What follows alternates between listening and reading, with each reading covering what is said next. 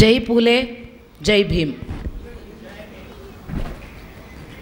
వేదిక మీద ఉన్న పెద్దలకి, ఈ సమావేశంలో ఉన్న నా అన్నతమ్ములు అక్క చెల్లెళ్ళందరికీ కూడా పేరు పేరున అమ్మ సావిత్రమ్మ జన్మదినం సందర్భంగా చేసుకుంటున్న ఉత్సవాలకు సంబంధించి ఆ జన్మదిన శుభాకాంక్షలు తెలియజేస్తూ,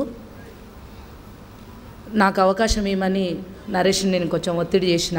ఎందుకంటే నేను తనకు మాట ఇచ్చిన ఒక 1 అవర్ ఉంటాను. కొంచెం అనివార్యంగా నేను జనగాంకి కొంచెం అర్జెంటుగా వెళ్ళడం వల్ల, వెళ్ళాల్సిన ఒక పని ఉండడం వల్ల నేను కొంచెం ముందుగా అవకాశం ఇవ్వమని, ఈ స్పీచ్ అయిపోగానే నేను వెళ్ళడానికి అనుమతి ఇవ్వమని చెప్పి ముందుగానే మిమ్మల్ని అందరిని అడుగుతూ, మిమ్మల్ని అందరిని ఇబ్బంది పెట్టినందుకు వేదిక మీద ఉన్న పెద్దలందరినీ కూడా సవినయంగా క్షమించమని అడుగుతున్నా. నేను ఈ సందర్భంగా ఒక మహిళగా, అందులో ఒక బహుజన మహిళగా నేను చెప్పదలుచుకున్నదైతే,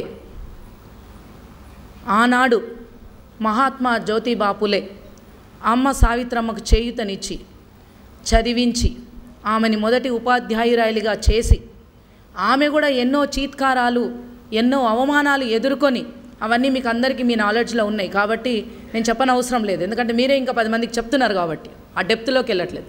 అన్ని అవమానాలు భరించి ఆనాడు పాఠశాలలు పెట్టుండకపోయింటే ఈనాడు మన బహుజన బిడ్డలు చదువుకోవడానికి యూనివర్సిటీలు ఉండకపోయేది అని చెప్పేసి నేను చెప్తా ఉన్నాను. ఉస్మానియా యూనివర్సిటీ అంటే ప్రపంచం తల తిప్పి చూసేంత గొప్ప పోరాటం చేసేటువంటి ఒక మహోన్నతమైనటువంటి చరిత్ర కలిగిన యూనివర్సిటీ ఈ గడ్డ. ఈ యూనివర్సిటీ నుంచి ఎన్నో ఉద్యమాలు వచ్చినాయి, విప్లవోద్యమాలు వచ్చినాయి, సామాజిక ఉద్యమాలు వచ్చినాయి, అన్ని రకాల ఉద్యమాలు ఇక్కడికి వచ్చినాయి. భిన్న మనస్తత్వాలు, భిన్న సంస్కృతులు, భిన్న భావజాలాలు ఉన్నా కూడా ఐక్యమత్యంతో పోరాటం చేసేటువంటి ఒక ఔన్నత్యం కూడా ఈ యూనివర్సిటీకి ఉంది. అలాంటి యూనివర్సిటీ గడ్డ మీద ఇవాళ సావిత్రమ్మ జయంతి ఉత్సవాలు మనం జరుపుకుంటున్నాం. దానికి నేను అతిథిగా రావడం, ఈ యూనివర్సిటీ విద్యార్థిగా ఉండడం, ఇక్కడ పోరాటం చేయడం, ఇక్కడి నుంచి నేను ఇలా ఒక బీసీ కమిషన్ సభ్యురాలిగా నేను పనిచేయడానికి ఒక హోదాకి వెళ్ళడం నా అదృష్టంగా భావిస్తూ ఉన్నాను. ఈ సందర్భంగా ఇక్కడున్నటువంటి నా అన్నతమ్ములు అక్క చెల్లెలందరికీ కూడా ఈ వేదిక ముఖంగా నేను చెప్పదలుచుకుంది ఒకటే: చదివే మనకు ద్వీపం, చదివే మనకు జ్ఞానం, చదివే మనకు వెలుగు.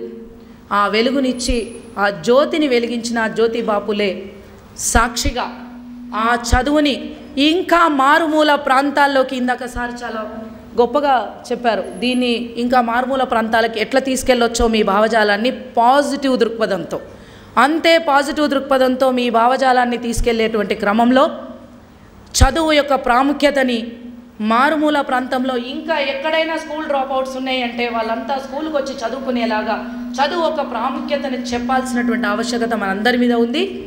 దానితో పాటు ఆడపిల్లలు ఇంకెక్కడైనా సరే ఆత్మన్యూనతాభావంతో ఉంటే దాన్నంతా పక్కన పెట్టి ఆదిశక్తుల్లా పనిచేయాల్సినటువంటి అవసరం ఉంది అనేటువంటి విషయాన్ని కూడా తెలియజేయాలని తెలియజేస్తూ, మూఢనమ్మకాల పట్ల, మూఢ విశ్వాసాల పట్ల ఒక స్పష్టత కలిగిస్తూ, అసలు మనిషి అంటే ఎలా బ్రతకాలి అనేటువంటి విషయాన్ని ముందుకు తీసుకెళ్లేటువంటి క్రమంలో మీరు చేస్తున్నటువంటి కృషిని కూడా నేను అభినందిస్తూ, మనిషిగా బ్రతకాలి అని అంటే మనకు కావాల్సింది ముందు మానవత్వ విలువలు. మనకు మానవత్వ విలువలు లేనప్పుడు మనం ఏ మతం ఆచరించినా, ఏ కులం ఆచరించినా, మనం ఏ భావజాలాన్ని తలకెత్తుకున్నా దాని విలువ ఉండదు అని నేను భావిస్తాను. కులాలకు మతాలకు అతీతంగా ఇవాళ మహాత్ముల యొక్క జయంతులను మనం జరుపుకుంటున్నామంటే వాళ్ళు ఇచ్చిన వెలుగే మనం ఇక్కడికి వచ్చాం. కాబట్టి నేను ఈ వేదిక ముఖంగా చెప్పదలుచుకుంది, మనమందరం కూడా ముందుగా మనుషులుగా మనం ఎలా బ్రతకాలి అనేటువంటి విషయాన్ని మనం గుర్తించాలి. మనకు కావాల్సింది చదువు, మనకు కావాల్సింది జ్ఞానం, మనకు కావాల్సింది శక్తి, మనకు కావాల్సింది ఉన్నత స్థానంలో నిలబడి ఈ సమాజానికి మనవంతుగా ఈ భూమి మీద పుట్టినందుకు చేయవలసినటువంటి పని. ఆ క్రమంలో మనం వెళ్ళేటప్పుడు ఎన్నో రుగ్మతలు ఇలా సమాజాన్ని పట్టి పీడిస్తూ ఉన్నాయి. ఆ రుగ్మతలన్నీ కూడా మీకు అవగాహన ఉంది కాబట్టి నేను ఇన్డెప్త్గా వెళ్ళట్లేదు. దాంట్లో భాగంగా డ్రగ్స్ మహమ్మారి కూడా ఇలా విలువైన యువతని కోల్పోవడానికి ఒక మహమ్మారిలాగా ఇలా సమాజాన్ని పట్టి పీడిస్తూ ఉన్నది. దాని గురించి కూడా మనం ఒక అవగాహన కల్పించాల్సిందిగా నరేష్తో పాటు మీ అందరికీ కూడా నేను విజ్ఞప్తి చేస్తూ ఉన్నాను. ఇలా ఆడపిల్లలందరూ కూడా ఎన్నో రకాల ఇబ్బందులు బయటికి వెళ్తే పడుతున్నటువంటి పరిస్థితులు ఉన్నాయి.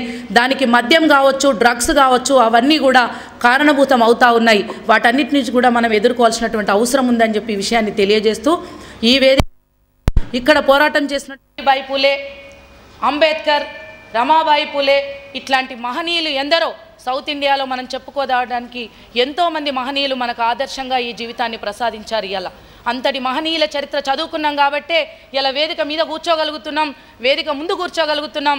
ఇలా మనం సమాజానికి ఒక దిశానిర్దేశం చేసే దిశగా మనం ప్రయాణం చేస్తున్నాం. కాబట్టి దీనన్నింటికీ కూడా మనకు కావాల్సింది చదువు, జ్ఞానం, ధైర్యం, శక్తి, సాహసం.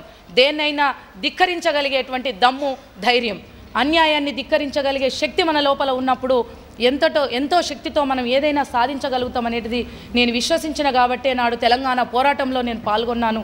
ఇవాళ సమాజానికి నా వంతుగా నేను ఏదైనా చేయాలనేటువంటి కృషితో ఒక పొలిటికల్ ప్లాట్ఫామ్ ఎంచుకొని ముందుకెళ్తున్నటువంటి వ్యక్తిని. అమ్మ సావిత్రమ్మకి నేనిచ్చే ఘననివాళి ఏదైనా ఉంది అని అంటే ఒక ఆడబిడ్డగా ఈ భూమి మీద పుట్టినందుకు నా బిడ్డతో పాటు ఎంతోమంది ఆడబిడ్డలకి స్ఫూర్తినిచ్చే దిశగా పనిచేయాలనుకుంటున్నాను. అందుకు తోడ్పాటుగా నిలబడుతున్న మా అన్నదమ్ములందరికీ కూడా కృతజ్ఞతలు తెలియజేస్తూ నాకు ఈ అవకాశం ఇచ్చిన మీ అందరికీ పేరు పేరున ధన్యవాదాలు. కొంచెం వెళ్ళవలసి వస్తున్నందుకు మన్నించవలసిందిగా మరొకసారి వేడుకుంటున్నాను.